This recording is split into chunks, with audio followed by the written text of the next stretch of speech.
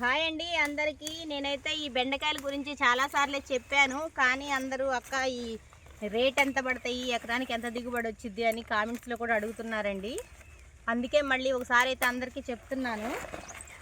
ఈ బెండకాయలు అయితే కాయలు కాదండి, ఇత్తనాలు కాస్ట్ అనమాట. కింటా వచ్చేసి 21,000 అయితే పడుతుంది.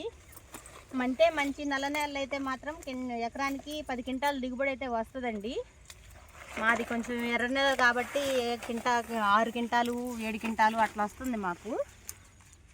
అయితే నల్ల నేలలు అయితే బాగా వస్తుందండి దిగుబడి కూడా. రైతులకైతే నష్టం ఉండదు ఈ పంట వల్ల.